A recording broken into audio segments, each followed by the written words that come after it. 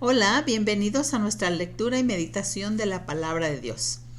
Esta mañana vamos a leer Gálatas capítulo 2, de ahí vamos a ver algunos versículos para continuar viendo el testimonio de Saulo de Tarso.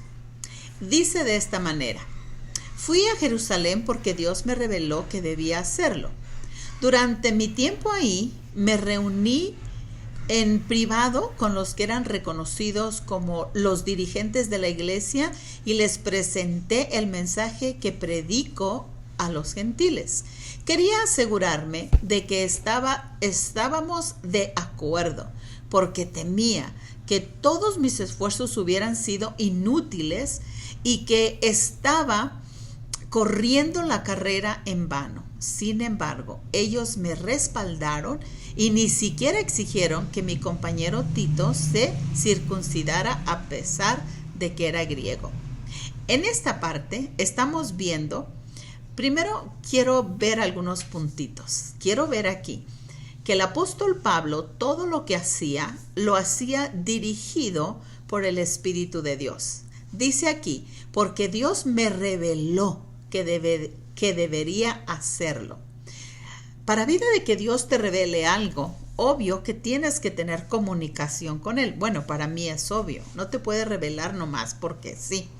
Pero cuando tú te acercas a Dios, Dios te revela. Cuando tú le preguntas a Dios, Dios te deja ver lo que necesitas hacer. ¿Tú quieres tener éxito? Pregúntale. Ahora, la dirección que Dios le dio al apóstol Pablo dice, reúnete. Fue y se reunió con los apóstoles o con los discípulos. En este caso fueron con los apóstoles. Fue a sujetarse. Fíjense, esto me impresiona. En estos versos me encanta porque puedo ver la sujeción del apóstol Pablo a Dios y a los discípulos encargados o a los apóstoles que en ese tiempo estaban encargados de la palabra de Dios, a quienes los primeros apóstoles. Otra cosa que miré, la responsabilidad de dar cuentas a las autoridades de ese tiempo. Quería que sus predicaciones o lo que él predicaba fuera lo correcto. No fue un hombre solitario, no fue una persona que no le importaba lo que otro dijera o cómo dijera. Él quería hacer las cosas bien. Dice, quería asegurarme de que estaba de acuerdo, porque él dice que él tenía temor y se esforzó para que no fuera inútil lo que él estaba haciendo. Entonces quiere decir que cuando nosotros damos cuentas correctas, comunicamos, preguntamos, nos asesoramos, vamos a encontrar lo más correcto. En el verso 6 dice, los líderes de la iglesia no tenían nada que agregar a lo que predicaba, a lo que yo predicaba, dice Pablo. Dicho sea de paso, su fama de grandes líderes a mí no me afectó para nada, porque Dios no tiene favoritos. Al contrario, dice, ellos comprendieron que Dios me había dado la responsabilidad de predicar el evangelio a los gentiles, tal como le había dado a Pedro la responsabilidad de predicar a los judíos. Vea una cosa aquí. En esta partecita yo veo que no había envidias de parte de un liderazgo, ni tampoco de parte de otro. El apóstol Pablo fue a sujetarse. ¿Cómo nos hace falta aprender a sujetarnos y no pensar que nosotros tenemos toda la razón sin antes preguntar? A pesar de que el apóstol Pablo fue llamado por Dios, Dios mismo se le reveló, él mismo fue a buscar a las autoridades de ese tiempo, a los primeros apóstoles, los que iniciaron, asegurándose que lo que él estaba predicando era lo correcto. Entonces, aquí en este versículo me encanta porque dice el apóstol Pablo que no le tenía miedo a las autoridades, no le tenía miedo a los que tenían más tiempo en el evangelio, a los líderes de grande fama, no le tenía miedo, al contrario, porque dice algo que es bien importante, Dios no tiene favoritos.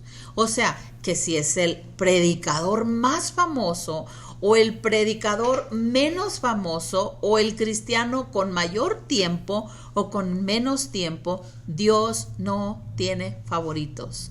Para Dios, el grande como el chico es lo mismo, pero Pablo tenía esta confianza. Y algo interesante es que Pablo nada lo hacía sentir menos al acercarse a los líderes, al que tenía más conocimiento que él. Estaba confiando totalmente en Dios y él podía reconocer que Dios no tiene favoritos. Y los líderes no envidiaron el puesto del apóstol Pablo, reconocieron la autoridad que Dios le dio. ¿Cuán importancia es entonces que tú y yo reconozcamos la autoridad, la posición que cada uno de nosotros Dios nos dio? Algunos tienen mayor autoridad, otros tienen menor, pero no hay favoritos. El favor de Dios es el mismo para el grande como para el pequeño, porque Dios da instrucciones específicas para cada uno de nosotros. En el verso 9 del capítulo 2 dice de esta manera: de hecho, Santiago, Pedro y Juan, dice, quienes eran considerados pilares de la iglesia, reconocieron el don que Dios nos había dado y nos aceptaron a Bernabé, a mí, como sus colegas. Nos animaron a seguir predicando a los gentiles mientras ellos continuaban sus tareas con los judíos. Miren qué maravilloso. Si nosotros leemos la palabra de Dios, podemos hacer tal cual. La prosperidad de uno o de otro es basada a la obediencia y a la dirección que Dios tenía. Los pilares no se pusieron a decir, ay, ahí viene este que nos quiere quitar el puesto y queriendo ser más famosos que el otro. Dice, al contrario, nos animaron. Dios te bendijo con eso, entonces adelante, haz tu tarea que yo hago la mía. Pero algo hay triste. También vemos que hay personas que no buscan hacer la voluntad de Dios, sino que buscan la contienda y el pleito. Amigo, tú y yo, eso es precisamente lo que debemos de evitar. En el verso 4, fíjense lo que dice: incluso esas cuestiones surgieron solo a causa de algunos que se dicen cristianos. Bueno, ¿cuáles cuestiones?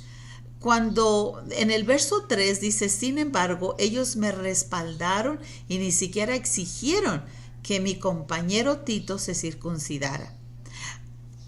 No era judío, era griego, pero esa cuestión de respaldar, de ver si se hicieron la circuncisión o no, para meter contienda. Dice, o incluso esas cuestiones surgieron solo a causa de que dicen, de algunos que dicen ser cristianos. Eran falsos cristianos en realidad, que se habían infiltrado entre nosotros, se metieron en secreto para espiarnos y privarnos de la libertad que tenemos en el Mesías Jesús. Pues querían esclavizarnos y obligarnos a seguir los reglamentos judíos. Amigo, tú y yo debemos de tener cuidado de no ser un estorbo más que una bendición. No buscar ver la maldad en otro, sino más bien ver el llamado, el propósito, el levantar, el sembrar, el establecer el reino de Dios. No buscar contiendas ni pleitos, pues Dios no nos llamó a eso. Dios nos llamó a construir el reino de los cielos. Dios nos llamó a ser parte del reino de los cielos, para edificar, para levantar, para restaurar. Aquí tú puedes juzgar a cualquier otro, yo puedo juzgar a cualquier otra persona, pero principalmente hay una palabra que me gusta mucho que dice que nos juzguemos a nosotros mismos para que nadie nos juzgue a nosotros. En otras palabras, hay que observar conforme a la palabra dónde yo estoy fallando para poderme corregir delante de Dios. No dónde está fallando el otro, porque yo no puedo hacer nada, pero sí puedo vivir en luz en santidad y en pureza. ¿Lo harás tú? Dios te bendiga.